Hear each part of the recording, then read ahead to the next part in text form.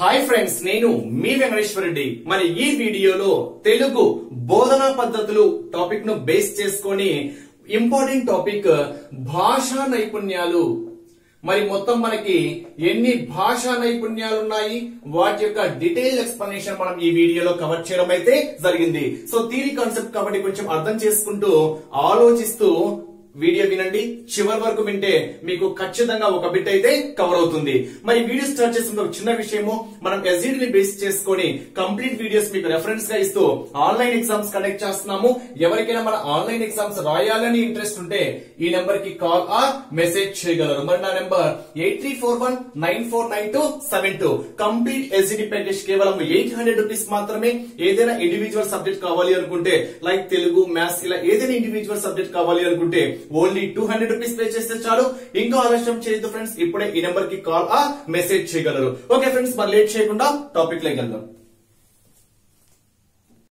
Observe చేస్తే first basic concept చూద్దాం, తర్వాత ఆ భాషా నైపుణ్యాలను బేస్ చేసుకొని డీటెయిల్ ఎక్స్ప్లెనేషన్ చూద్దాం. అసలు భాషా నైపుణ్యాలు అంటే ఏంటి, ఆ భాషా నైపుణ్యాల్లో అసలు నైపుణ్యం అంటే ఏంటి అని మనం ఒక్కసారి అబ్జర్వ్ చేస్తే, భాషా నైపుణ్యాలు అంటే భాషకు సంబంధించి నిపుణతతో సాధించేటివి మనకి ఏమవుతాయి అంటే భాషా నైపుణ్యాలు అవుతాయి. అంటే ఇక్కడ నైపుణ్యము అంటే అర్థం ఏంటి, నిపుణతతో చేసేటువంటి పనిని మనం ఏమంటాము అంటే నైపుణ్యము అంటాం. గుర్తుపెట్టుకోవాలి ఫ్రెండ్స్, నిపుణతతో చేసేటువంటి పనిని మనము నైపుణ్యం అంటాం. అంటే నీకు దేనిపైన నైపుణ్యం ఉందా అంటాం, అంటే నిపుణతతో చేసేటువంటి పని అన్నమాట.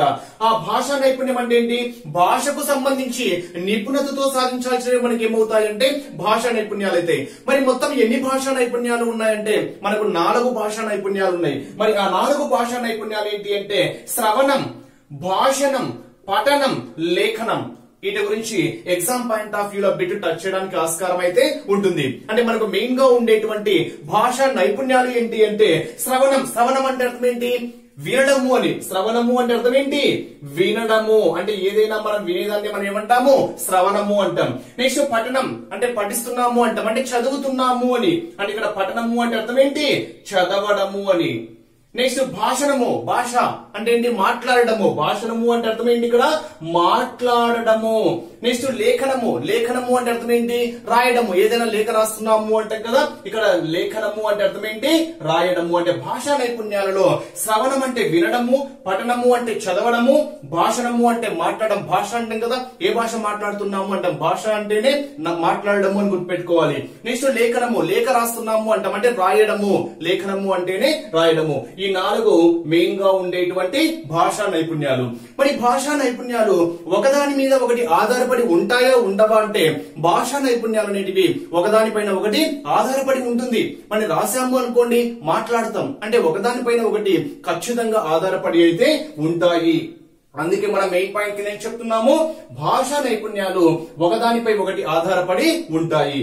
నెక్స్ట్ భావగ్రహణకు, భావ వ్యక్తీకరణకు తోడ్పడేటివి మనకి ఏమవుతాయంటే భాషా నైపుణ్యాలు అవుతాయి. వ్యక్తీకరణ అంటే వ్యక్తపరచడము. అంటే ఇక్కడ మనకు భాష యొక్క గ్రహణకు అని గ్రహించడానికి, వ్యక్తపరచడానికి కూడా మనకు తోడ్పడేటివి మనకి ఏమవుతాయంటే ఈ భాషా నైపుణ్యాలు.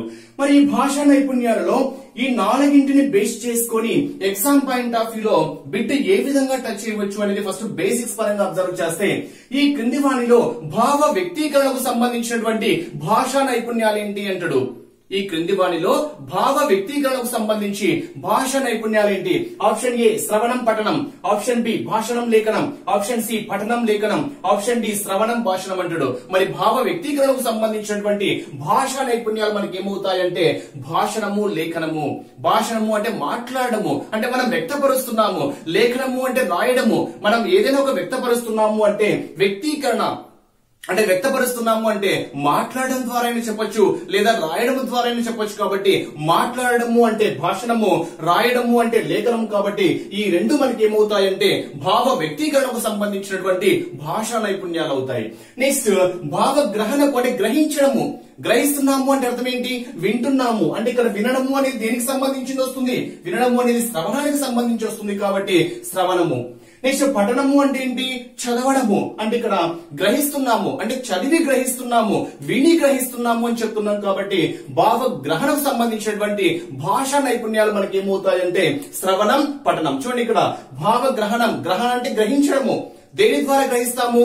మనం ఏదైనా చదవడం ద్వారా గ్రహిస్తాము, ఏదైనా వినడం ద్వారా గ్రహిస్తాము. కాబట్టి భాష గ్రహించడం అంటే గ్రహణ నైపుణ్యాలు మనకి ఏమవుతాయంటే శ్రవణం, పఠనం ఈజీగా గుర్తుపెట్టుకోవచ్చు మనము. నెక్స్ట్ పఠనం, లేఖనం మనకి ఏమవుతాయంటే లిపి సహిత నైపుణ్యాలు అవుతాయి. అంటే లిపి అంటే రాయడము, ఓకేనా? రాయడము అనే దాన్ని మనం ఏం చెప్తాం ఇక్కడ? లేఖనము, లేఖ రాస్తున్నాము అంటాము. చదవడము అంటే మనము రాసిన దాన్ని చదువుతాం కాబట్టి చదవడము, రాయడము ఈ రెండు మనకు ఏ నైపుణ్యానికి సంబంధించినవి అంటే లిపి సహిత నైపుణ్యానికి సంబంధించినవి. నెక్స్ట్ శ్రవణము, భాషణము. శ్రవణము అంటే ఏంటి? వినడము, అంటే ధ్వనికి సంబంధించింది. నెక్స్ట్ భాషణము అంటే ఏంటి? మాట్లాడడము, అది కూడా ధ్వనికి సంబంధించింది. కాబట్టి శ్రవణము, భాషణము ఈ రెండు మనకి ఏమవుతాయంటే ధ్వని సహిత నైపుణ్యాలు అవుతాయి. ఎగ్జామ్ పాయింట్ ఆఫ్ వ్యూ అడగడానికి ఛాన్స్ ఉండేటువంటి బిట్. అంటే ధ్వని సహిత నైపుణ్యాలను వేటిని అంటాము అంటే శ్రవణం, భాషణము. లిపి సహిత నైపుణ్యాలను వేటిని అంటాము అంటే పఠనము, లేఖనము. భావ వ్యక్తీకరణ నైపుణ్యాలను వేటిని అంటాము అంటే భాషణము, లేఖనము. భావ గ్రహణ నైపుణ్యాలను వేటిని అంటాము అంటే శ్రవణము, పఠనము. వీటిని బేస్ చేసుకొని ఇంకొంచెం డిఫరెంట్ గా కూడా ఎగ్జామ్ పాయింట్ ఆఫ్ వ్యూ అడగచ్చు. మరి ఏ విధంగా అడగచ్చు అనేది ఒక్కసారి మనం అబ్జర్వ్ చేస్తే ఈ క్రింది వాటిలో వైయక్తికాలు అని వేటిని అంటారు? వైయక్తికాలు అని వేటిని అంటాము అంటే శ్రవణం, పఠనం. ఈ క్రింది వాణిలో సామాజికాలు అని వేటిని అంటాము అంటే భాషణము, లేఖనము. ఈ క్రింది వాణిలో అక్షి గోచరాలు, అక్షి అంటే అక్షరాలు రాయడం కదా, లిపికి సంబంధించింది కాబట్టి అక్షి గోచకాలు అని వేటిని అంటాము అంటే పఠనము, లేఖనము. కర్ణం అంటే మాట్లాడటం, కర్ణ గురించి మనం మాట్లాడుతున్నాం అంటాం కదా, కర్ణ గోచరాలు అని వేటిని అంటాము అంటే ధ్వనికి సంబంధించినవి కాబట్టి కర్ణ గోచరాలు అని వేటిని అంటాము అంటే శ్రవణం, భాషణం. ఈ 4 పాయింట్స్ చాలా చాలా చాలా ఇంపార్టెంట్. ఇక్కడ ఇంకోటి కూడా చెప్పొచ్చు friends, exam point of view last time అడిగాడు. ఏ విధంగా అడిగాడు అంటే భాషా నైపుణ్యాలలో స్తబ్దాంశాలు అని వేటిని అంటారు? చూడండి, చాలా ఇంపార్టెంట్ బిట్. ఏంటి అంటే ఇక్కడ స్తబ్దాంశాలు అని వేటిని అంటారు అంటే శ్రవణం, పఠనం. ఈ క్రింది వాణిలో ఈ క్రింది ఏ భాషా నైపుణ్యాలను మనము స్తబ్దాంశాలు అని అంటాము అంటే ఏమంటాము? శ్రవణము, పఠనము. నెక్స్ట్ కారకాంశాలు అని వేటిని అంటాము? చాలా ఇంపార్టెంట్ బిట్ ఇది కూడా. భాషా నైపుణ్యాలలో కారకాంశాలు ఏంటి? కారకాంశాలు గుర్తించండి అంటాడు. మరి కారకాంశాలని వేటిని అంటాము అంటే భాషణము, లేఖనము. గుర్తుపెట్టుకోవాలి ఫ్రెండ్స్, గుర్తుపెట్టుకోవాలి, ఓకేనా? కారకాంశాలు ఏమవుతాయి?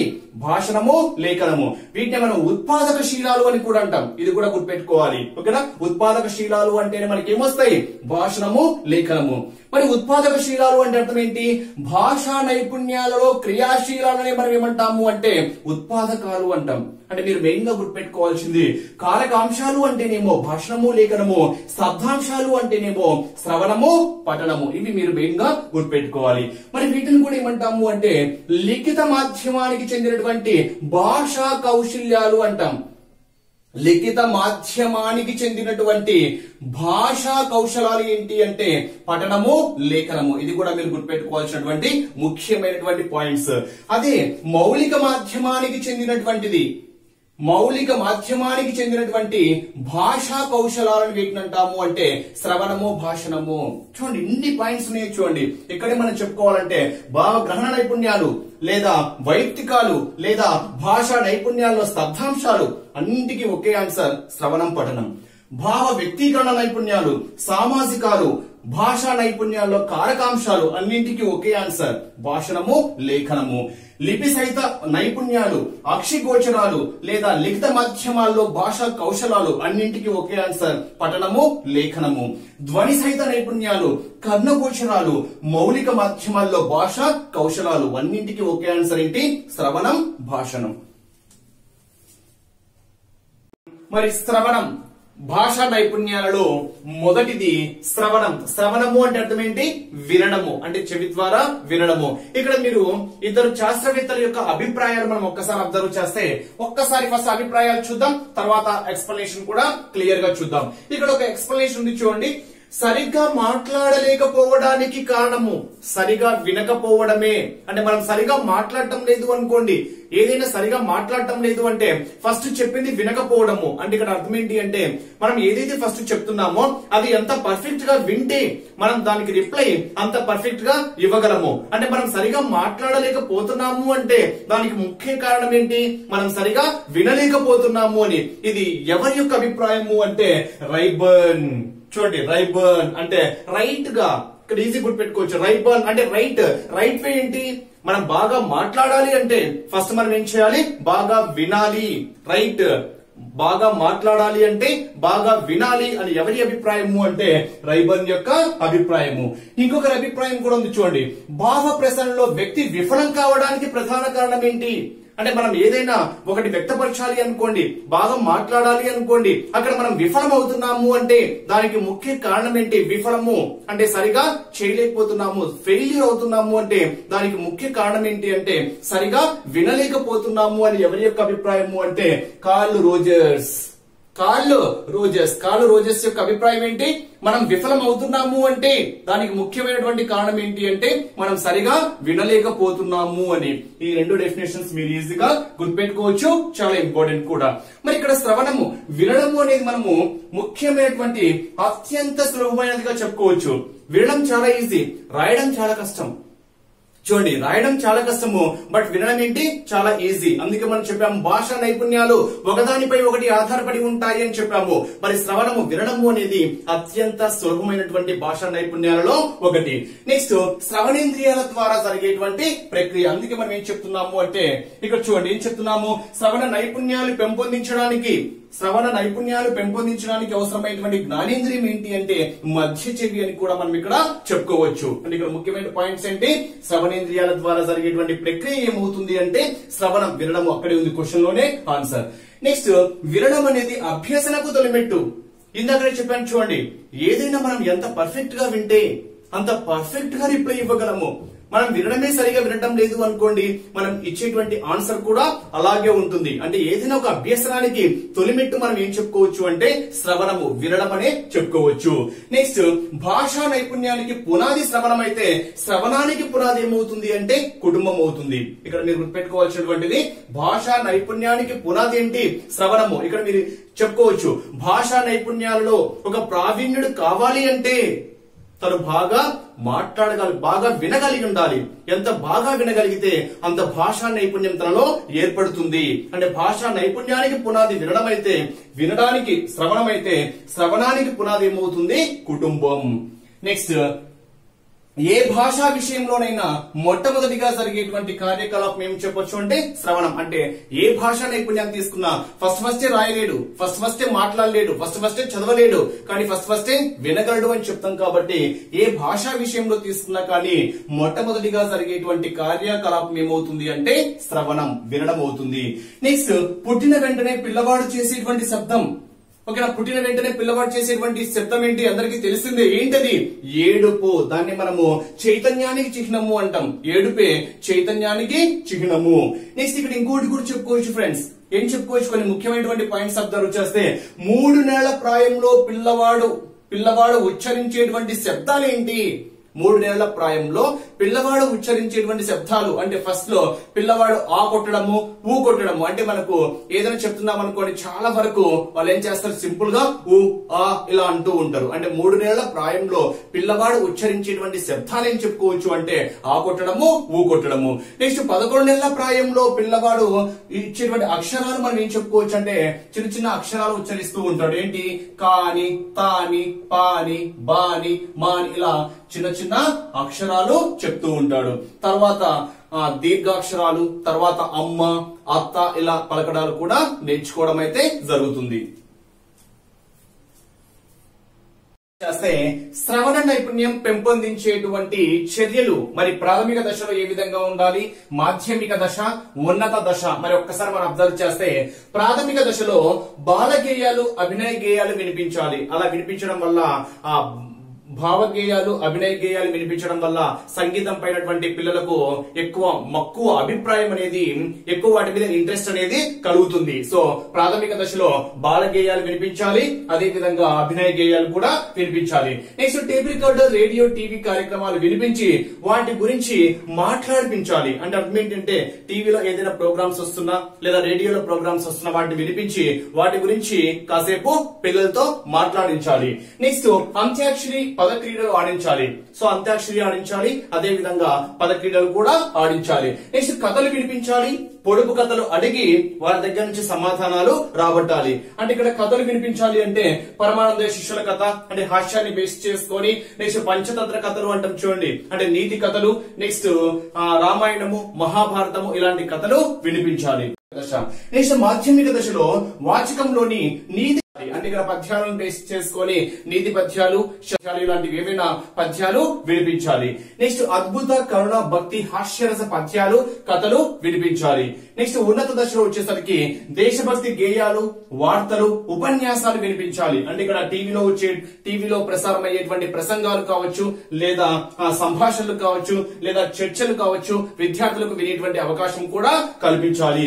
నెక్స్ట్ అష్టావధాన క్యాసెట్లు, నవరస పద్యాలు కూడా పిల్లలకు వినిపించాలి. నెక్స్ట్ దేశభక్తి గీయాలు, వార్తలు, ఉపన్యాసాలు వినిపించాలి. ఇవి ఏ దశలో వినిపించాలి అంటే ఉన్నత దశలో వినిపించాలి. భాషణము. మరి ఇక్కడ భాషణము అంటేనే అర్థం ఏంటి? మాట్లాడడము. మరి చాలా మంది నిజ జీవితంలో తను విఫలం కావడానికి ముఖ్యమైనటువంటి కారణం కూడా తను సరిగా మాట్లాడలేకపోవడము, తను చక్కగా మాట్లాడలేకపోవడం కూడా తన వైఫల్యానికి ముఖ్య కారణం అని కూడా చాలా మంది భావిస్తూ ఉంటారు. అందుకే వాక్కు చాతుర్యం అనేది చాలా ఇంపార్టెంట్. మాట్లాడడము అనేది తన జీవితాన్నే మార్చేస్తుంది. మరి ఇక్కడ భాషణము అంటే ఒకసారి అబ్జర్వ్ చేస్తే భావ వ్యక్తీకరణకు ఉపయోగించేటువంటి సాధనమే భావ వ్యక్తీకరణ. అంటే మనం ఏమనుకుంటున్నాము, మనం ఏ విధంగా వ్యక్తపరుస్తున్నాము అనేది ఏ విధంగా చెప్పగలము అంటే మనం మాట్లాడడం ద్వారా చెప్పగలం. కాబట్టి భావ వ్యక్తీకరణకు ఉపయోగించేటువంటి సాధనమే మనకి ఏమవుతుంది అంటే భాషణము. మరి భాషణము అంటే అర్థం ఏంటి? మాట్లాడడము.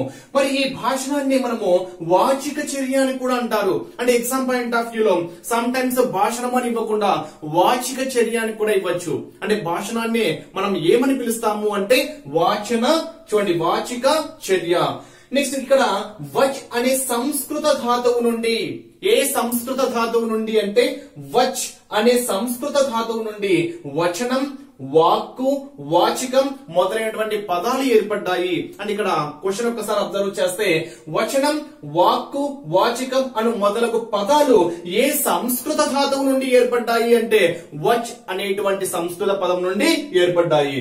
నెక్స్ట్ పాఠశాలలో ఉపాధ్యాయులు పెంపొందించే భాషా నైపుణ్యాలలో శ్రవణం మొదటిదైతే, శ్రవణం అంటే ఏంటి? వినడం. అంటే మనం ఏదైనా చెప్పేటప్పుడు శ్రద్ధగా వినాలి. సో వినడం ఒక ఎత్తు అయితే మాట్లాడడం మరొక ఎత్తు అవుతుంది. అంటే ఇక్కడ పాఠశాలలో ఉపాధ్యాయులు పెంపొందించే భాషా నైపుణ్యాలలో శ్రవణం అనేది మొదటిదైతే అభ్యసనంలో మనకి మొదటి సోపానం మనకి ఏమవుతుంది అంటే ఈ భాషణం అవుతుంది.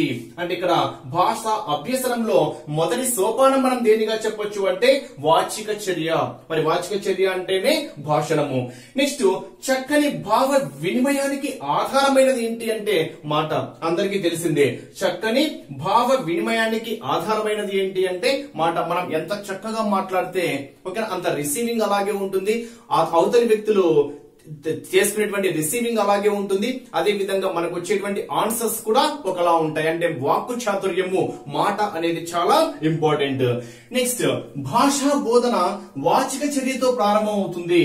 భాషకు మూలం ఏంటి అంటే వాక్కు. అంటే ఇక్కడ మీరు గుర్తుపెట్టుకోవాల్సింది భాషా బోధన దేనితో ప్రారంభమవుతుంది? దేనితో ప్రారంభమవుతుంది అంటే మనకు ఆన్సర్ ఏమవుతుంది? భాషణము. నెక్స్ట్ విద్యార్థుల భాషణ సామర్థ్యము పఠనము, లేఖనము నైపుణ్యాలను ప్రభావితం చేస్తుంది. ఇక్కడ చూడండి, పఠనము అంటే ఇక్కడ లేఖనము అంటే రాయడము, పఠనము అంటే మనం ఇక్కడ పఠనం కానివ్వండి, లేఖనం కానివ్వండి, ఈ రెండు నైపుణ్యాలు దేనిని ప్రభావితం చేస్తాయి అంటే విద్యార్థుల భాషణ సామర్థ్యములకు ప్రభావితం చేస్తాయి. నెక్స్ట్ మరి ఈ భాషణం యొక్క ముఖ్య లక్షణాలు మనం అబ్జర్వ్ చేస్తే ధారాళత, స్పష్టత, నిర్దిష్టత అనేటివి మొదలైన లక్షణాలుగా చెప్పుకోవచ్చు. మరి ఇక్కడ ధారాళత అంటే అర్థం ఏంటి? ధారాళత అంటే ఏంటంటే ఇక్కడ భాషించేటప్పుడు అంటే మనం మాట్లాడేటప్పుడు తప్పులు లేకుండా, తడబడ లేకుండా మాట్లాడడం, తడబడ లేకుండా విషయాన్ని విశ్లేషించు మాట్లాడడమే మనకి ఏమవుతుంది అంటే ధారాళత అవుతుంది. మరి స్పష్టత అంటే మనకు తెలిసిందే, ఉచ్చారణ ఎలా ఉండాలి, స్పష్టంగా ఉండాలి, మనం చెప్పదలుచుకున్నది చాలా స్పష్టంగా ఉండాలి. నెక్స్ట్ నిర్దిష్టత అంటే దోషరహితంగా ఉండాలి, మనం ఏదైతే విషయాన్ని చెప్పాలనుకుంటున్నామో అది దోషరహితంగా ఉండాలి. నెక్స్ట్ నిర్దిష్టత అంటే విషయానికి సంబంధించినదై ఉండాలి, అంటే మనం ఏదైనా మాట్లాడుతున్నాము అంటే అది విషయానికి సంబంధించినదై ఉండాలి అని చెప్పేది మనకి ఏమవుతుంది అంటే నిర్దిష్టత. అంటే భాషణం యొక్క ముఖ్య లక్షణాలుగా మనం ఏం చెప్పుకోవచ్చు అంటే ధారాళత, స్పష్టత, నిర్దిష్టత అనేటివి భాషణం యొక్క ముఖ్య లక్షణాలుగా చెప్పుకోవచ్చు.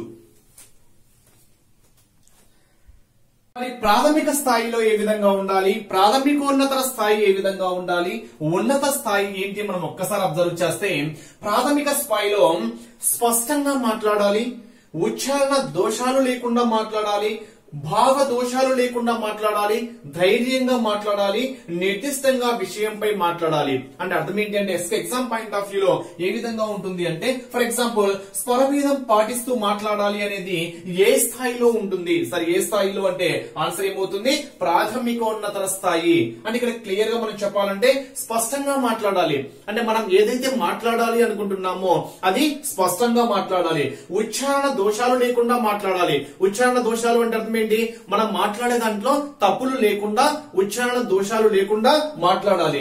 నెక్స్ట్ భావ దోషాలు అంటే భావ వ్యక్తీకరణ అంటే చూడండి మనం వ్యక్తం చేసేది, ఆ భావ దోషాలు లేకుండా కూడా మాట్లాడాలి. అదే విధంగా మనం ఏదైతే మాట్లాడాలి అనుకున్నామో అది ధైర్యంగా మాట్లాడాలి. నెక్స్ట్ ప్రాథమికోన్నత స్థాయి అబ్జర్వ్ చేస్తే ధారాళంగా, సమతౌల్యంగా మాట్లాడాలి. నెక్స్ట్ ఇంపార్టెంట్ పాయింట్ ఏం చెప్పుకోవచ్చు అంటే స్వరభేదం పాటిస్తూ మాట్లాడాలి. స్వరభేదం అంటే తెలుసు కదా, అంటే మనం మాట్లాడేటువంటి సందర్భాన్ని బేస్ చేసుకొని ఒక్కోసారి స్వరం అంటే మనం మాట్లాడేటువంటిది వాయిస్ అనేది తగ్గుతూ ఉంటుంది, అదే విధంగా పెరుగుతూ ఉంటుంది. అలా స్వరభేదం పాటిస్తూ మాట్లాడాలి. నెక్స్ట్ ఇక్కడ ఒక ఇంపార్టెంట్ పాయింట్ చెప్పుకోవచ్చు ఏంటి అంటే మాట్లాడేటప్పుడు స్వరభేదం పాటిస్తూ మాట్లాడితే దానిని మనం ఏమంటాము అంటే అక్కడ మనము వాచికాభినయము. వాచికాభినయం అంటే అర్థం ఏంటి అంటే వాచికాభినయం అంటే అర్థం ఏంటి అంటే మాట్లాడేటప్పుడు స్వరభేదం పాటిస్తూ మాట్లాడితే దానిని మనం ఏమంటాము అంటే వాచికాభినయం అంటాం. అదే ముఖంలో అంటే ఫేస్ లో ఎక్స్ప్రెషన్స్ చేంజ్ అయినాయి అనుకోండి, అంటే ముఖ భంగిమల్లో మార్పు వస్తాయి. మనం మాట్లాడేటప్పుడు ఫేస్ లో సమ్ టైమ్స్ మనకి ఎక్స్ప్రెషన్స్ వస్తూ ఉంటాయి, చేతులు ఇలా మూమెంట్స్ వస్తూ ఉంటాయి. ఆ ముఖ భంగిమల్లో మనకి మార్పులు వస్తే దానిని మనం ఏమంటాము అంటే ఆంగికాభినయము అంటాం. ఆంగికాభినయం. ఆంగికాభినయం అంటే అర్థం ఏంటి, ముఖ భంగిమల్లో మార్పులు వస్తే దాన్ని ఆంగికాభినయము. అదే విధంగా మనం మాట్లాడేటప్పుడు స్వరభేదం ఏర్పడితే దానిని ఏమనాలి వాచికాభినయం అనాలి. ఈ రెండు పాయింట్స్ కూడా గుర్తుపెట్టుకోండి. నెక్స్ట్ హావభావయుక్తంగా మాట్లాడాలి, సందర్భోచితంగా మాట్లాడాలి, అంటే సందర్భానికి అనుగుణంగా మాట్లాడాలి అనేది మనకు ఏ స్థాయిలో ఉంటుంది అంటే ప్రాథమికోన్నత స్థాయి. నెక్స్ట్ ఉన్నత స్థాయి. మరి ఉన్నత స్థాయిలో భావానికి తగిన భాషను ఉపయోగించాలి, అంటే మనము ఆ భావం ఏంటి, మనం దేన్ని బేస్ చేసుకొని చెప్తున్నామో ఆ భావానికి సంబంధించినటువంటి భాషను మనము ఉపయోగించాలి. నెక్స్ట్ అవసరమైనటువంటి సందర్భాలలో తగిన సామెతలు, జాతీయాలు అలాంటివి కూడా మనం ఉపయోగిస్తూ మాట్లాడడము. నెక్స్ట్ సభ్యతను పాటించి మాట్లాడడం కూడా మనకు ఉన్నత స్థాయిలో చాలా ఇంపార్టెంట్. నెక్స్ట్ భాష ఇక్కడ ఇంపార్టెంట్ చూడండి. భాషణానికి ప్రధానమైనది ఏంటి అంటే ఉచ్చారణ. ఉచ్చారణ అంటే మనం మాట్లాడేది మనకి ఏమవుతుంది ఉచ్చరించడము అంటాం కదా. మన భాష నైపుణ్యానికి ప్రధానమైనది మనం ఏం చెప్పుకోవచ్చు అంటే ఉచ్చారణ అనేది ప్రధానమైనదిగా చెప్పుకోవచ్చు. మరి ఇక్కడ ఇంపార్టెంట్ ఏంటి, ఈ రెండు ఇంపార్టెంట్ చూడండి. మాట్లాడేటప్పుడు స్వరభేదం పాటిస్తూ మాట్లాడితే వాచికాభినయం అంటాము. అదే విధంగా ముఖ భంగిమల్లో మార్పు వచ్చినట్టుగా మాట్లాడితే మనము ఆంగికాభినయం అంటారు. మరి స్వరభేదము పాటిస్తూ మాట్లాడేది మనకు ఏ స్థాయిలో ఉంటుంది అంటే ప్రాథమికోన్నత స్థాయి. లో మరి భాషణాన్ని పెంపొందించేటువంటి చర్యలు ఏ విధంగా ఉంటాయి మనం ఒక్కసారి అబ్జర్వ్ చేస్తే, మరి ప్రాథమిక దశ, ప్రాథమికోన్నత దశ, ఉన్నత దశ మనం ఒక్కసారి అబ్జర్వ్ చేస్తే సంభాషణలు అంటే అర్థం ఏంటి, ఏదైనా ఒక ఉపాధ్యాయుడు పిల్లల్ని తీసుకొని వాళ్ళ మధ్య సంభాషించడము. అలా సంభాషించడం వల్ల ఆ సిగ్గు, కొందరు మాట్లాడాలంటే సిగ్గుపడుతూ ఉంటారు, అలాంటి సిగ్గు కానివ్వండి, భయం కానివ్వండి, ఇలాంటి వారిలో తొలగిపోతూ ఉంటాయి. అంటే కొత్తగా వచ్చినటువంటి విద్యార్థులు, ఇలాంటి విద్యార్థులు ఒకరితో ఒకరు మాట్లాడుకోవడం అనేది చాలా ఇంపార్టెంట్. అలా మాట్లాడుకోవడం వల్ల వారి యొక్క భాషా నైపుణ్యం అనేది పెరుగుతుంది. చాలా మంది మాట్లాడాలంటే సిగ్గుపడుతూ ఉంటారు. అలా సిగ్గుపడకుండా ఉండాలి అంటే ఉపాధ్యాయులు ఒకరితో ఒకరి భాషా సంభాషణ అనేది ఏర్పరచాలి. ఇక్కడ సంభాషణలు అనేది చాలా ఇంపార్టెంట్. ఇక్కడ ఇంకో బిట్ కూడా చెప్పొచ్చు. చిన్న పిల్లలు మాట్లాడుకునే స్వేచ్ఛ లేని బడి వ్యర్థమే అని అన్నవారు ఎవరు అంటే కృష్ణ కుమార్. ఒక్కసారి చూడండి, చిన్న పిల్లలు మాట్లాడుకునే స్వేచ్ఛ, చిన్న పిల్లలు మాట్లాడుకునే స్వేచ్ఛ లేనిబడి వ్యర్థమే అని చెప్పిన వారు ఎవరు అంటే కృష్ణ కుమార్. నెక్స్ట్ బాలగేయాలు, శిశుగేయాలు అంటే అర్థం ఏంటి? తెలిసిన విషయం నుండి తెలియని విషయానికి, అంటే మనం ఏదైనా ఎక్స్ప్లెయిన్ చేసేటప్పుడు ఏదైనా ఈవెన్ లెసన్ కూడా కావచ్చు, ఏదైనా కానీ మనము తెలిసిన విషయాన్ని బేస్ చేసుకొని దాని నుంచి మనం తెలియని విషయాన్ని ఎక్స్ప్లెయిన్ చేస్తూ ఉంటాం. అదే విధంగా తెలిసిన విషయం నుండి తెలియని విషయానికి అనే మనోవిజ్ఞాన శాస్త్ర సూత్రాన్ని అనుసరించి పాఠశాలకు వచ్చిన విద్యార్థికి చెప్పే అంశమే మనకి ఏమవుతుంది అంటే బాలగేయాలు. అంటే బాలగేయాలు అంటే ఇక్కడ అర్థం ఏంటి? తెలిసిన విషయం నుండి తెలియని విషయాన్ని బడికి వచ్చినటువంటి విద్యార్థులకు చెప్పేటువంటి అంశము అని. నెక్స్ట్ అభినయ గేయాలు. అభినయ గేయాలు అంటే అర్థం ఏంటి? ఓకే, ఇక్కడ లయబద్ధంగా పాడే గేయాల్ని మనం ఏమంటాము అంటే అభినయ గేయాలు అంటాం. ఇక్కడ అభినయ గేయాలు కావచ్చు, బాల గేయాలు కావచ్చు, సంభాషణలు కావచ్చు, ఇవన్నీ ఏ దశలు అంటే ప్రాథమిక దశ. అదే విధంగా కథాకథనం. కథాకథనం అంటే అర్థం ఏంటి ఇక్కడ? అంటే ఉపాధ్యాయుడు పిల్లలకి కథలు చెప్పి అదే కథను పిల్లలతో చెప్పించడము. అలా చెప్పించడం కూడా అది కూడా ప్రాథమిక దశను బేస్ చేసుకుని చెప్పడం. కథాకథనం అంటే ఉపాధ్యాయుడు కథను చెప్పాడు అనుకోండి, దాన్ని పిల్లలతో మళ్ళీ చెప్పించడము. నెక్స్ట్ స్వగతం. స్వగతం అంటే అర్థం ఏంటి అంటే తనను గురించి తాను మాట్లాడించడము. అంటే నీ గురించి నువ్వు చెప్పు అంటే తనను గురించి మాట్లాడించడమే మనకి ఇక్కడ ఏమవుతుంది అంటే స్వగతం. అంటే స్వగతము, కథాకథనము, అభినయ గేయాలు, బాల గేయాలు, సంభాషణ, ఇవన్నీ మనకు ప్రాథమిక దశ. ఇది చాలా ఇంపార్టెంట్ ఫ్రెండ్స్. బాల గేయాలు చాలా ఇంపార్టెంట్, గుర్తుపెట్టుకోవాలి. ఓకేనా? తెలిసిన విషయము నుండి తెలియని విషయానికి అనే మనోవిజ్ఞాన శాస్త్ర సూత్రాన్ని అనుసరించి పాఠశాలకు వచ్చిన విద్యార్థికి చెప్పే అంశమే ఏంటి అంటే బాల గేయాలు. చాలా చాలా ఇంపార్టెంట్ బిట్. నెక్స్ట్ ప్రాథమికోన్నత దశ. మరి ప్రాథమికోన్నత దశలో నాటకీకరణం అంటే నాటకాలు వేయడము. అలా నాటకాలు వేయడం ద్వారా వారిలో ఉండేటువంటి నైపుణ్యాన్ని మనం ఇక్కడ వెలుగు తీయవచ్చు. నాటకీకరణము. అదే విధంగా వర్ణనలు అంటే వర్ణించడము.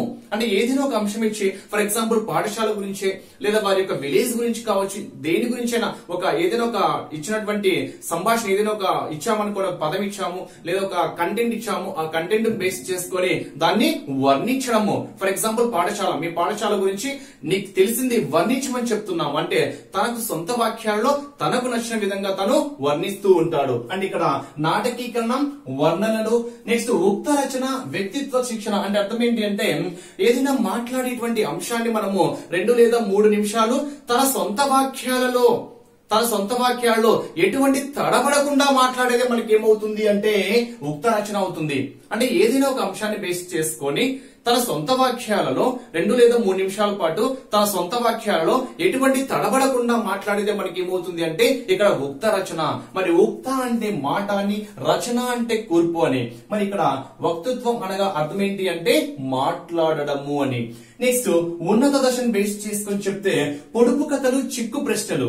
అంటే ఇక్కడ పిల్లల యొక్క ఆలోచన విధానాన్ని పెంపొందిస్తాయి. అంటే ఏమైనా పొడుపు కథలు కానివ్వండి, చిక్కు ప్రశ్నలు కానీ వేసాము అనుకోండి, ఆ పిల్లల యొక్క ఆలోచన విధానాన్ని పెంపొందించడానికి, వారి యొక్క సామర్థ్యాన్ని పెంపొందించడానికి బాగా ఉపయోగపడతాయి. నెక్స్ట్ సాహిత్య సమావేశాలు. అంటే సమావేశాలు కూడా ఏదైనా సమావేశం అయ్యారు అనుకోండి, పిల్లలందరూ కలిసి ఒక సమావేశాన్ని అయిపోయి ఒక ఏదైనా సన్నివేశాన్ని బేస్ చేసుకొని ఇక్కడ సమావేశాలు వేయడం కూడా మనకి ఇక్కడ ఉన్నత దశలో చెప్పుకోవచ్చు. నెక్స్ట్ గోష్ఠులు. ఇక్కడ గోష్ఠులు అంటే అర్థం ఏంటి అంటే ఏదైనా ఒక కంటెంట్ తీసుకొని, ఒక సంఘటన తీసుకొని వాదోపవాదనలు. అంటే ఇక్కడ 2 భాగాలుగా విద్యార్థులను ఇటు ఒక పార్ట్ అంటే ఇక్కడ ఒక కొందరు విద్యార్థులను తీసుకొని ఇక్కడ 2 గ్రూపులుగా డివైడ్ చేస్తాం. ఒక 2 గ్రూపులుగా డివైడ్ చేసేసి వారి యొక్క వాదోపవాదనలు వినాలి. వాదోపవాదనలు ఏ విధంగా ఉంటాయి దాన్ని మనం గోష్ఠులు అంటాం. ఫర్ ఎగ్జాంపుల్ పల్లె గొప్పదా, పట్టణం గొప్పదా, లేదా ప్రస్తుత రాజకీయ విధానాలు ఏ విధంగా ఉన్నాయి, ప్రస్తుత విద్యా విధానం ఏ విధంగా ఉంది అనేది పిల్లల నుంచి వారికి ఒక అంశాన్ని బేస్ చేసుకొని మాట్లాడడం అనడము, వారి యొక్క వాదోపవాదనలు వినడము. ఇక్కడ వాదోపవాదనలు జరపడమే మనకి ఏమవుతుంది అంటే గోష్ఠులు.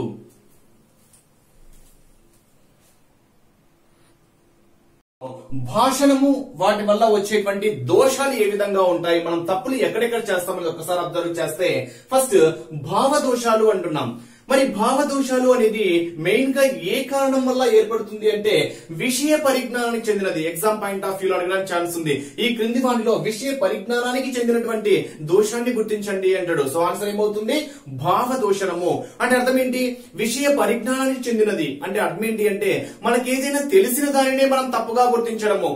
అంటే మనకు తెలిసిన దాన్ని మనం ఏం చేస్తాము అంటే తప్పు చేస్తూ ఉంటాము. అలాంటిదే విషయ పరిజ్ఞానానికి సంబంధించినదే మనం ఇక్కడ చెప్పుకోవచ్చు. ఇక్కడ చూడండి ఒక్కసారి, విషయ పరిజ్ఞాన లోపము, అవగాహన లోపము. విషయ పరిజ్ఞానం అంటే ఆ విషయం పైన మన పరిజ్ఞానం ఉండడము. నెక్స్ట్ అవగాహనము, ఏదైతే మనం ఒక సబ్జెక్ట్ ఒక కంటెంట్ అనుకుంటున్నామో దానిపైన అవగాహన లోపము అంటే అవగాహన లోపించడము, విషయం పట్ల పరిజ్ఞానము లోపించడము. దానివల్ల విద్యార్థుల రాతల్లో సంభవించేటువంటి దోషాలే మనకి ఏమవుతాయంటే భావ దోషాలు. గుర్తుపెట్టుకోవాలి ఫ్రెండ్స్. ఇక్కడ ఏంటి? విషయ పరిజ్ఞాన లోపము అంటేనే మనకు ఆన్సర్ ఏమవుతుంది అంటే భావ దోషము, లేదా అవగాహన లోపము అంటేనే మనకి ఏంటి అంటే భావ దోషము. నెక్స్ట్ భాషా దోషాలు. భాషా దోషాలు ఎక్కువగా మనం తప్పు చేస్తూ ఉంటాం. ఓకేనా? భాషా దోషాలు అంటే ఫర్ ఎగ్జాంపుల్ చూడండి, ఆమె అన్నము తిన్నది అంటాం, అతడు అన్నము తిన్నాడు అంటాం. అంటే ఇక్కడ భాషా దోషం ఏ విధంగా ఏర్పడుతుంది? అతను అన్నము తిన్నది అంటున్నాం, ఆమె అన్నము తిన్నాడు అంటున్నాం. నేను హైదరాబాద్ రేపు వెళ్ళాను అంటున్నా. యాక్చువల్ గా రేపు అంటున్నా, నేను హైదరాబాద్ రేపు వెళ్తాను అనాలి. కానీ నేనేమంటున్నా? రేపు హైదరాబాద్ వెళ్ళాను అంటున్నా. నిన్న అమరావతికి వెళ్ళాను అంటున్నా. నిన్న నేను అమరావతికి వెళ్ళాను కరెక్టే. నిన్న నేను అమరావతికి వెళ్తాను అంటున్నా. నిన్న నేను అమరావతికి వెళ్తాను అనేది తప్పే. రేపు నేను అమరావతికి వెళ్ళాను అనేది తప్పే. ఆమె అన్నము తిన్నాడు అనేది తప్పే. అంటే ఇలాంటి దోషాలు ఏర్పడితే వాటిని మనం ఏమంటాము అంటే భాషా దోషాలు. అంటే కర్త, కర్మ, క్రియ, వచనము, విశేషణము, లింగము ఇలాంటివి మాట్లాడేటప్పుడు ఏర్పడేటువంటి దోషాలే మనకి ఏమవుతాయి అంటే భాషా దోషాలు. అంటే వాటిని సరిగా మనము గుర్తించలేకపోతున్నాము. సరిగా గుర్తించలేనప్పుడు ఏర్పడే దోషాలే మనకి ఏమవుతాయంటే భాషా దోషాలు. నెక్స్ట్ ఉచ్చారణ దోషాలు. మరి ఉచ్చారణ దోషాలు అంటే మనం ఉచ్చరించేటప్పుడు ఏ విధంగా ఉంటాయని ఒకసారి అబ్జర్వ్ చేస్తే ఫస్ట్ వన్ వేగోచ్చారణ దోషము. వేగము అంటే ఏంటి? మనం ఏదైనా ఒక మాట్లాడుతున్నాము అనుకోండి, మాట్లాడేటప్పుడు వేగంగా మాట్లాడుతూ ఉంటాము. వేగంగా మాట్లాడుతున్నప్పుడు అవతల వ్యక్తి దాన్ని సరిగా అర్థం చేసుకోలేకపోతూ ఉంటాడు. మనం ఏం మాట్లాడుతున్నామో ఆ సందర్భంలో మనకే అర్థం కాదు. మరి ఈ వేగోచ్చారణ దోషం అనేది దేని వల్ల ఏర్పడుతుంది అంటే భయము వల్ల ఏర్పడుతుంది. గుర్తుపెట్టుకోవాలి ఫ్రెండ్స్. వేగోచ్చారణ దోషం అనేది దేని వల్ల ఏర్పడుతుంది? భయం వల్ల ఏర్పడుతుంది. నెక్స్ట్ సమవేగ రాహిత్యము. చాలా చాలా important. Exam point of view లో అడగడానికి ఛాన్స్ ఉండేటువంటి బిట్. మరి ఇక్కడ సమవేగ రాహిత్యము అంటే అర్థం ఏంటి? చూడండి, మాట్లాడేటప్పుడు మొదట నెమ్మదిగా మొదలుపెట్టి తరువాత రాను రాను వేగం పెంచి చివరిలో అస్పష్టంగా అర్ధరహితంగా మాట్లాడటం వల్ల ఏర్పడేటువంటి దోషమే మనకి ఏమవుతుంది అంటే సమవేగ రాహిత్యము. గుర్తుపెట్టుకోవాలి, చాలా ఇంపార్టెంట్. మాట్లాడేటప్పుడు మొదట నెమ్మదిగా మొదలుపెట్టి పోను వేగము ఎక్కువ చేసి చివరిలో అస్పష్టంగా అర్ధరహితంగా మాట్లాడటమే ఏ దోషానికి సంబంధించింది అంటే అది సమవేగ రాహిత్యము. ఈ రెండు చాలా ఇంపార్టెంట్. సమస్వర రాహిత్యము, సమవేగ రాహిత్యము రెండు డిఫరెన్స్ కూడా మీరు గుర్తుపెట్టుకోవాలి. మరి ఇక్కడ సమస్వర రాహిత్యము అంటే స్వరము అంటే మాట్లాడేటప్పుడు అంటే అర్థం ఏంటి? ఫస్ట్ మాట్లాడేటప్పుడు గట్టిగా మాట్లాడతాం. ఏదైనా స్పీచ్ ఇస్తున్నాము లేదా అవతల వ్యక్తితో మాట్లాడుతున్నాము అనుకోండి, మొదలు పెట్టేటప్పుడు ఫస్ట్ గట్టిగా మాట్లాడుతూ రాను రాను స్వరము తగ్గించడము. అంటే ఫస్ట్ చాలా గట్టిగా చెప్తూ ఉంటాము, రాను రాను ఆ స్వరము ఆ గట్టిగా కన్నా కొంచెము నెమ్మదిగా మాట్లాడడం అనేది జరుగుతూ ఉంటుంది. అంటే స్వరం అనేది తగ్గించడం జరుగుతూ ఉంటుంది. అక్కడ ఏర్పడినటువంటి దోషం మనకి ఏమవుతుంది అంటే సమస్వర రాహిత్యము. స్వరము అంటే మాట్లాడడం. అంటే ఇక్కడ గట్టిగా మాట్లాడుతున్నావా స్వరం అంటాం కదా, అంటే మన దగ్గర నుంచి వచ్చేటువంటి శబ్దము. అంటే గట్టిగా మాట్లాడుతున్నావా నెమ్మదిగా మాట్లాడుతున్నావా? ఫస్ట్ గట్టిగా మాట్లాడి రాను స్వరాన్ని తగ్గించడం మనకి ఏమవుతుంది అంటే సమస్వరం అవుతుంది. ఇక్కడ సమవేగము అంటే ఫస్ట్ నెమ్మదిగా మాట్లాడతాం, రాను వేగం పెంచుతున్నాం. అంటే ఫస్ట్ నెమ్మదిగా రాను వేగం పెంచి చివరికి అర్ధరహితంగా అస్పష్టంగా మాట్లాడడం మనకి ఏమవుతుంది అంటే సమవేగ రాహిత్యము. నెక్స్ట్ ధారాళంగా మాట్లాడలేకపోవడము. అంటే సరిగా మాట్లాడలేకపోవడము. నెక్స్ట్ ధ్వనులను మార్చడము, తారుమారు చేయడము. ఇక్కడ ధ్వనులను మార్చడము, తారుమారు చేయడం అంటే ఏంటి?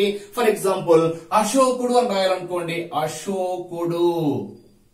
ఇక్కడ నేను ధ్వనులను తారుమారు చేస్తున్నా, అదే విధంగా పదాలను, అక్షరాలను కూడా తారుమారు చేస్తున్నా. అశోకుడు.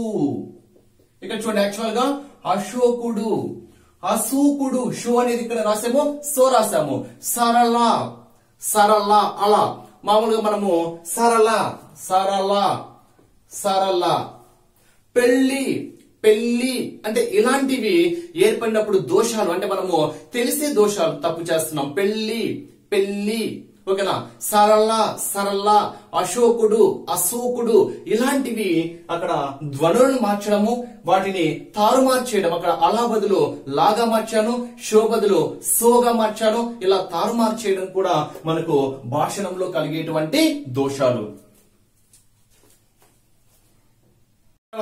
మరి పఠనము అంటే చదవడము. ఓకేనా? పఠనము అంటేనే చదవడము. మరి ఒక్కసారి అబ్జర్వ్ చేస్తే లిఖిత రూపంలో ఉన్న విషయాన్ని చదివి దానిలోని భావాన్ని అర్థం చేసుకోవడమే మనకి ఏమవుతుంది అంటే పఠనము. అంటే లిఖిత రూపంలో అంటే అర్థం ఏంటి?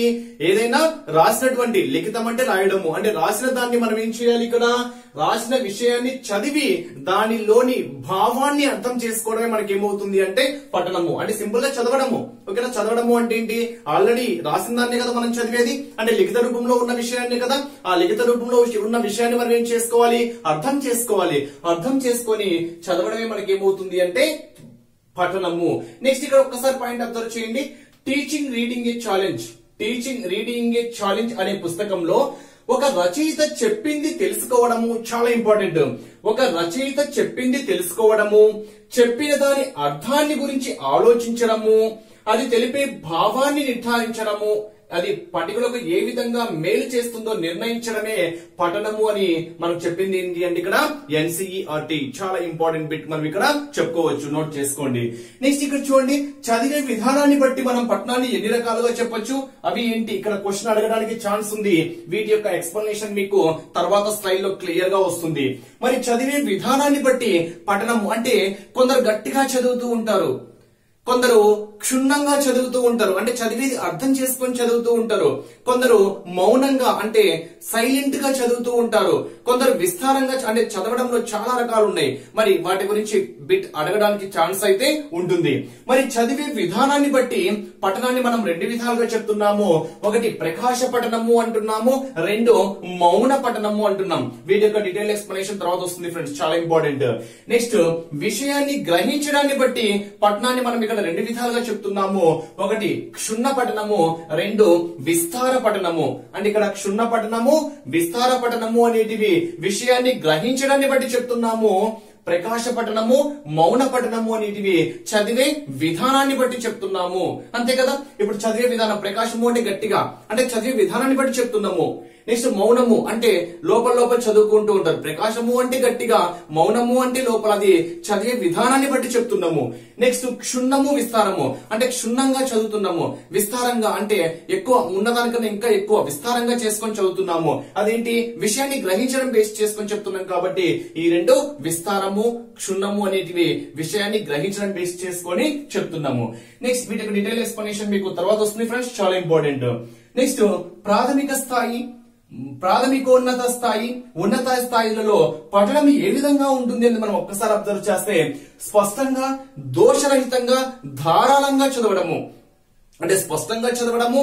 నెక్స్ట్ దోషరహితంగా అంటే తప్పులు లేకుండా చదవడము, ధారాళంగా చదవడము, అవగాహనతో అర్థవంతంగా చదవడము, అంటే అర్థం చేసుకొని క్లియర్ గా అవగాహనతో చదవడం. ఇవి మనం ప్రాథమిక స్థాయిలో చెప్పుకోవచ్చు. నెక్స్ట్ ప్రాథమికోన్నత స్థాయి. మరి ప్రాథమికోన్నత స్థాయి చాలా ఇంపార్టెంట్. సమవేగంతో చదవడము. నెక్స్ట్ ఇంపార్టెంట్ ఏం చెప్పొచ్చు అంటే స్వరభేదము లేకుండా చదవడము, స్వరభేదంతో చదవడము. స్వరభేదంతో అంటే అర్థం ఏంటి తెలుసు కదా మీకు, లాస్ట్ క్లాస్ లో కూడా వచ్చింది, ప్రీవియస్ కాన్సెప్ట్ లో కూడా వచ్చింది. స్వరభేదము అంటే మనం మాట్లాడడంలో తేడాలతో చదవడము. ఒకటి స్వరభేదంతో చదవడము, సమవేగంతో చదవడము, అదే విధంగా సందర్భానుగుణంగా అంటే సందర్భానికి అనుగుణంగా మలుచుకొని చదవడం కూడా మనకు ప్రాథమికోన్నత స్థాయికి సంబంధించినవి. నెక్స్ట్ ఉన్నత స్థాయి పరంగా చెప్తే అవగాహనతో చదవడము. ఏదైనా ఒక విషయాన్ని మనం చదువుతున్నాము అంటే దాన్ని అర్థం చేసుకొని ఒక అవగాహనతో చదవడము. నెక్స్ట్ పదాలు రాగ భావయుక్తంగా చదవడము. ఓకేనా, ఇక్కడ పదాలు కావచ్చు, గేయాలు, పదాలు రాగ భావయుక్తంగా చదవడం కూడా మనకు ఏ స్థాయి అని చెప్పొచ్చు అంటే ఉన్నత స్థాయి. మరి వీటి గురించి ఇప్పుడు డీటెయిల్డ్ ఎక్స్ప్లెనేషన్ చూద్దాం. ప్రకాశ పఠనము.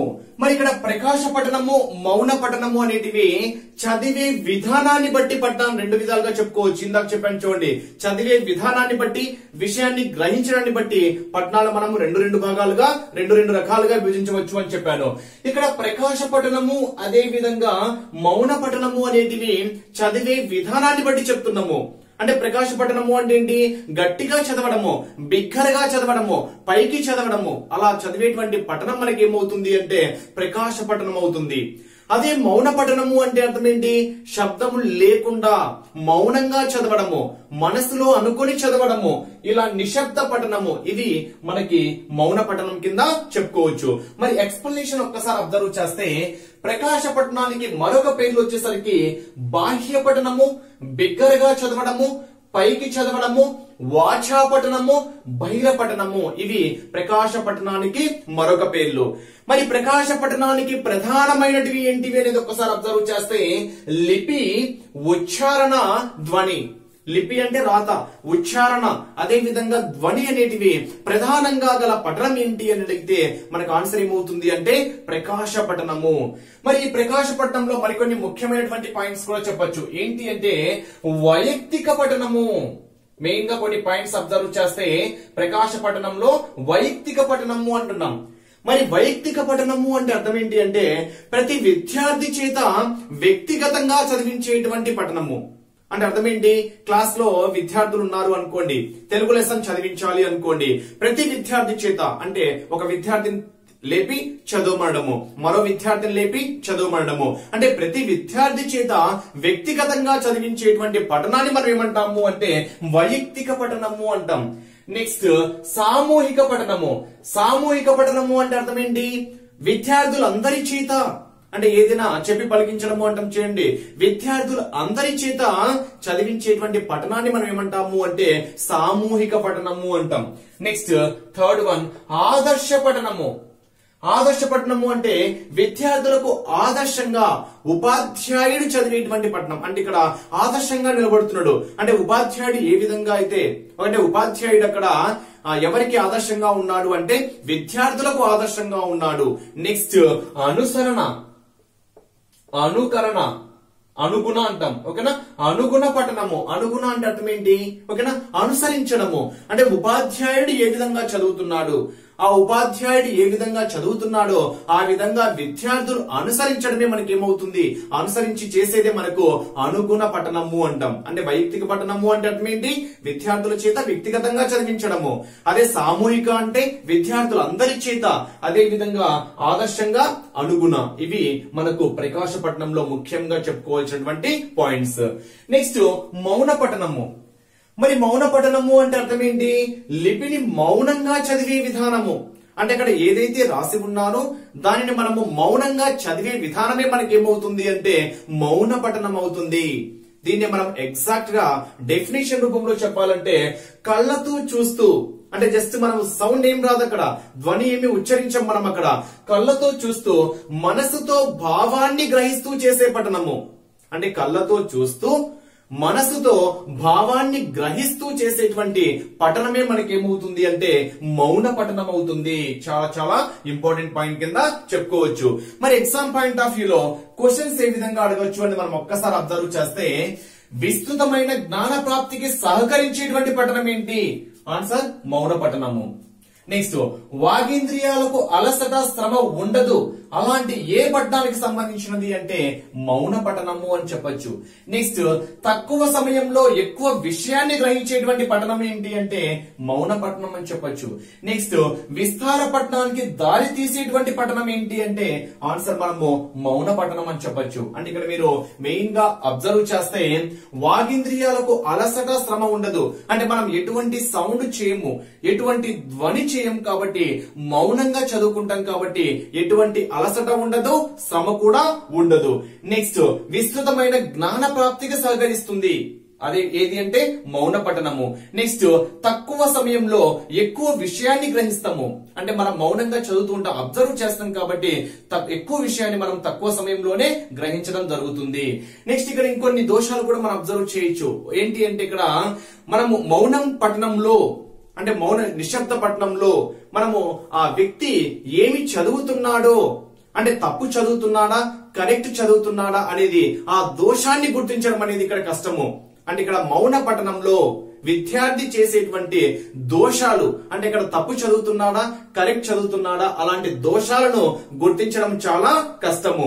అదే విధంగా అవతల వ్యక్తికి అంటే ఏమైతే చదువుతున్నారో అవతల వ్యక్తి గ్రహించడం కూడా ఈ పఠనంలో కష్టము. క్షుణ్ణ పఠనము. మరి క్షుణ్ణ పఠనము అంటే సంపూర్ణంగా లోతుగా తెలుసుకోవడానికి చేసేటువంటి పఠనము. అంటే ఏదైనా ఒక విషయాన్ని బేస్ చేసుకొని సంపూర్ణంగా తెలుసుకోవడము. అదే విధంగా ఒక విషయాన్ని బేస్ చేసుకొని లోతుగా తెలుసుకోవడానికి చేసేటువంటి పఠనమే మనకి ఏమవుతుంది అంటే క్షుణ్ణ పఠనము. అంటే క్షుణ్ణంగా దాన్ని పరిశీలించడము అంటే చూడండి, ఏదైనా ఒక విద్యార్థిని బేస్ చేసుకొని లేదా ఒక వ్యక్తిని బేస్ చేసుకొని చాలా క్షుణ్ణంగా పరిశీలిస్తున్నాము అంటాం. ఏదైనా ఒక విషయాన్ని క్షుణ్ణంగా పరిశీలిస్తున్నాము అంటే అర్థం ఏంటి, చాలా లోతుగా తెలుసుకోవాలనుకుంటున్నాము అని దాని యొక్క మీనింగ్. నెక్స్ట్ భాష సాహిత్యాలపై పట్టు సాధించే పఠనము మనం ఏ పఠనాన్ని చెప్పుకోవచ్చు అంటే ఇక్కడ మనము క్షుణ్ణ పఠనాన్ని చెప్పుకోవచ్చు. ఇక్కడ చాలా ఇంపార్టెంట్ బిట్ ఏంటి అంటే సంపూర్ణంగా లోతుగా తెలుసుకోవడానికి చేసేటువంటి పఠనాన్ని మనం ఏమంటాము అంటే క్షుణ్ణ పఠనం అంటాము. నెక్స్ట్ విస్తార పఠనము. విస్తార పఠనము అంటే అర్థం ఏంటి, తక్కువ సమయంలో ఎక్కువ విషయాన్ని గ్రహించడము. అంటే ఇచ్చినటువంటి తక్కువ సమయంలో ఎక్కువ విషయాన్ని గ్రహించేటట్లుగా చేసేటువంటి పఠనాన్ని మనం ఏమంటాము అంటే విస్తార పఠనము. మరి ఇక్కడ కొన్ని ముఖ్యమైనటువంటి పాయింట్స్ అబ్జర్వ్ చేస్తే భాషా సాహిత్యాలపై పట్టు సాధించే పఠనాన్ని మనం ఏమంటాము అంటే క్షుణ్ణ పఠనము.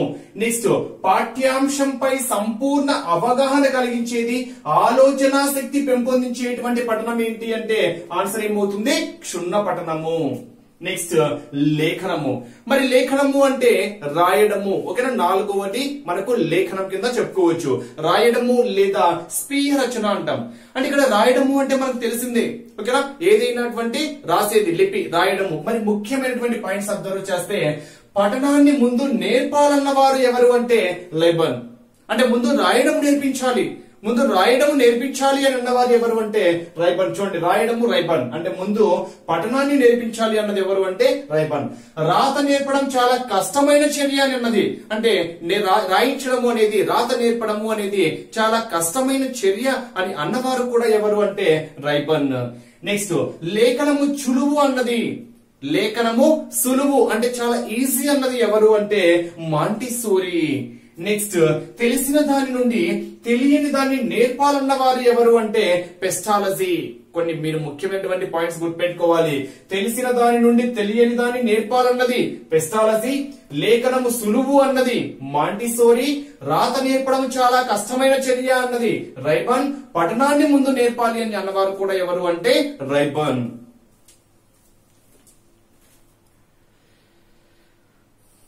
రాత దోషాలు వాటి యొక్క సంకేతాలు ఏ విధంగా ఉంటాయి ఎగ్జామ్ పాయింట్ ఆఫ్ వ్యూలో అడగడానికి ఛాన్స్ ఉండేటువంటి బిట్. అంటే ఏదైనా ఒక సంకేతం ఇచ్చేసి అది ఏ రాతకు సంబంధించినటువంటి దోషాన్ని గుర్తించమంటాడు. ఫర్ ఎగ్జాంపుల్ క్వశ్చన్ మార్క్ అని ఇచ్చాడు అనుకోండి. ఆ క్వశ్చన్ మార్క్ అంటే ఆ రాతలో ఉండేటువంటి దోషం దేన్ని తెలియజేస్తుంది అంటే అస్పష్టం. అంటే అది అస్పష్టంగా ఉంది అని తెలియచేయడం కోసము అక్కడ యూజ్ చేసేటువంటి చిహ్నము సంకేతం ఏంటి అంటే క్వశ్చన్ మార్క్. ఎక్కువగా ఎగ్జామ్ పాయింట్ ఆఫ్ వ్యూలో అడగడానికి ఛాన్స్ ఉండేటువంటి బిట్స్ ఫ్రెండ్స్ ఇవి. ఇక్కడ ఇంటూ ఓకేనా క్రాస్ మార్క్ ఇచ్చాము అనుకోండి, అనావశ్యకం అంటే అర్థం ఏంటి అనవసరము అని. అంటే ఇక్కడ రాత దోషంలో ఇంటూ అనేది ఎక్కడైనా ఉంది అంటే ఇది అనవసరము అని తెలియచేయడం కోసము అక్కడ యూజ్ చేసేటువంటి రాత చిహ్నము ఏంటి అంటే ఇంటూ. అది చిన్న హైఫన్ లా ఉంది అనుకోండి, అది మధ్యపరిచిన అంశము, మధ్యమరచిన అంశము.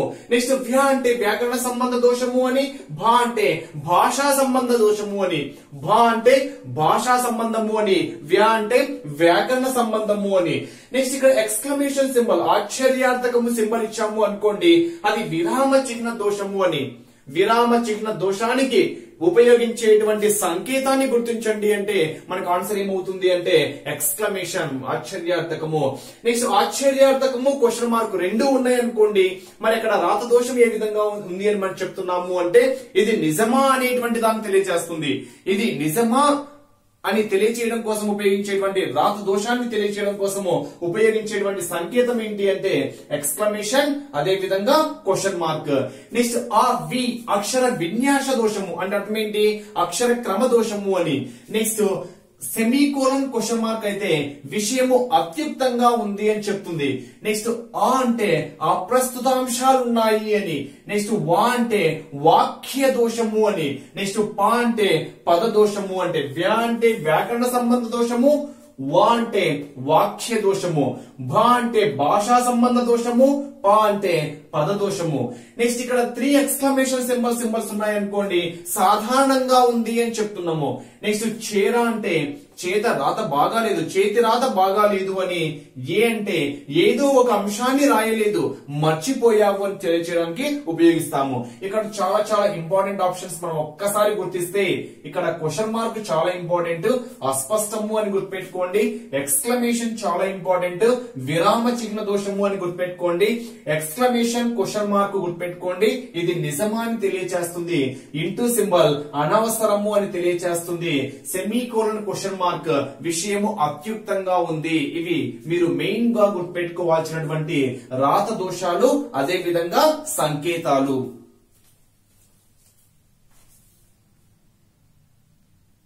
రాత యొక్క లక్షణాలు ఏ విధంగా ఉండాలి, మనం రాసేటువంటి లక్షణాల్లో మనకి స్పష్టత అంటే ఏంటి, విద్యార్థి ఏదైనా రాసేటప్పుడు పారాగ్రాఫ్ కానీ ఏదైనా రాసేటప్పుడు పదానికి అక్షరానికి వాక్యానికి వాక్యాలకు మధ్య తగినంత గ్యాప్ అనేది ఇస్తూ చాలా స్పష్టంగా రాయాలి. అదే మనకి ఏమవుతుంది అంటే స్పష్టత అంటాము.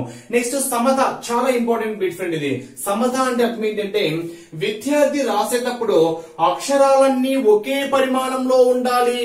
అంటే ఎక్కువగా ఎగ్జామ్ పాయింట్ ఆఫ్ వ్యూ ఎలా అడుగుతారంటే ఏకాక్షరాలు, ద్విత్వాక్షరాలు, సంయుక్తాక్షరాలు, సంశ్లేషాక్షరాలు వచ్చినప్పుడు పాటించవలసినటువంటి లక్షణం ఏంటి అని అడుగుతారు. ఆన్సర్ ఏంటి అంటే సమత, చాలా ఇంపార్టెంట్. చూడండి, అంటే ఇక్కడ ఏకాక్షరాలు అవి మనము రాసేటప్పుడు చాలా ఆర్డర్, అంటే ఇక్కడ రాసేటప్పుడు అక్షరాలు ఒకే పరిమాణంలో రాయాలి. ఎలా అంటే రాస్తే మనకు అది సరిగా నీట్ గా ఉండదు, అంటే ఒకే పరిమాణంలో రాయాలి. అంటే ఇక్కడ మీరు మెయిన్ గా గుర్తుపెట్టుకోవాల్సింది ఏకాక్షరాలు, ద్విత్వాక్షరాలు, సంయుక్తాక్షరాలు, సంశ్లేషాక్షరాలు వచ్చినప్పుడు మనం పాటించాల్సినటువంటి లక్షణం ఏంటి అంటే ఆన్సర్ ఏమవుతుంది సమత, చాలా చాలా ఇంపార్టెంట్.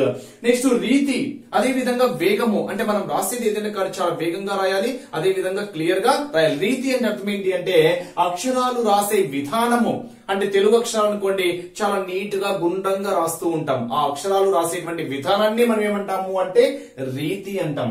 నెక్స్ట్ దృష్టి లేఖనము అంటే చూచిరాత. ఒక దృష్టి లేఖనం అంటే అర్థం, చూచి రాత అంటే అర్థం ఏంటి అంటే అక్కడ ఏదైతే ఉంటుందో దాన్ని మనము చూసి రాస్తూ ఉంటాం, దాన్ని మనము చూసి రాత, దృష్టి లేఖనము అంటాం. నెక్స్ట్ కాపీ రైటింగ్, వరవడి కరడాలు అంటూ ఉంటాం. అంటే ఇక్కడ కాపీ రైటింగ్ అని తెలుసు కదా, ఇది చూచి రాత, దృష్టి లేఖనం సేమ్ ఓకేనా, కాపీ రైటింగ్ అంటాం కదా, అంటే మనం ఏదైనా కాపీ చేస్తాం, అదే మ్యాటర్ ని కాపీ చేసి రాస్తాము.